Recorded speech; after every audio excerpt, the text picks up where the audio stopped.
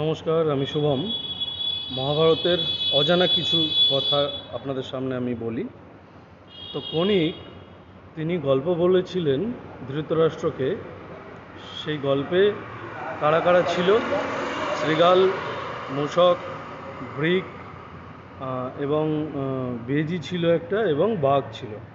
তো সেই গল্পের পরে তিনি যে হিতোপদেশ বা কূট উপদেশ ধৃতরাষ্ট্রকে দিয়েছিলেন, সেগুলোই এখন বলবো।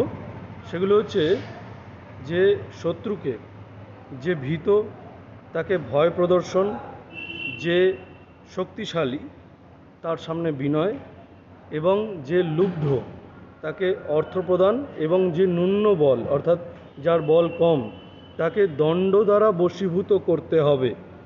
এই হচ্ছে কণিকের কূটনীতি।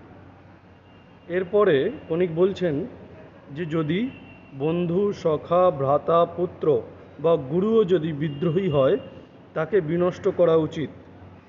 এরপর বলছেন যে যদি কাউকে প্রথমে হেল্প করার জন্যে রাজার কাছে সে আসে হেল্প চাওয়ার জন্যে, তো তাকে প্রথমেই না বলবে না, তাকে প্রথমে হেল্প করার জন্য বলবে। কিন্তু যখন তাকে হেল্প করার সময় আসবে, সাহায্য করার সময় আসবে, তখন বিভিন্ন রকম বিঘ্ন উৎপাদন করবে এবং তাকে সাহায্য করবে না। এরপর বলা হচ্ছে যে যদি কাউকে ঠিক করো তাকে মেরে ফেলবে, বধ করবে, তাকে তার বাড়িতে আগুন দেবে। আমার মনে হয় যে এই যে কথা শোনার পরেই ধৃতরাষ্ট্রের এই কথাটা খুব মনে ধরেছিল, এবং এই কূটনীতিগুলো শোনার পরেই যতুগৃহ দাহর ব্যাপারে ধৃতরাষ্ট্র কিন্তু উদ্যোগী হয়েছিলেন। এবং এরপরেই আমরা দেখব যে পাণ্ডবদের ধৃতরাষ্ট্র কিন্তু বারানবত বলে একটা জায়গায় সেখানে মেলা হচ্ছিল, এবং সেই মেলায় পাঠানোর উদ্যোগ করবেন।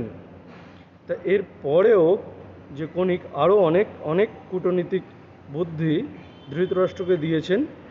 যেমন যদি কাউকে তুমি হেল্প করতে চাও তাহলে কি করবে? সঙ্গে সঙ্গে হেল্প করবে না, খুব ধীর এবং মন্থর গতিতে হেল্প করবে। এবং আর কি করবে? আর ধর্ম পালন করবে, অর্থাৎ ধর্ম যজ্ঞানুষ্ঠান ইত্যাদি অনেক অনেক ধর্ম যজ্ঞানুষ্ঠান করবে। তাতে কি হবে? যারা অনেক অনেক ধর্মানুষ্ঠান করে তাদেরকে সমাজ কখনোই অন্যায়কারী বলে মেনে নিতে চায় না। এইরকম ভিডিও পাওয়ার জন্য লাইক, কমেন্ট, শেয়ার অবশ্যই করবেন। ধন্যবাদ।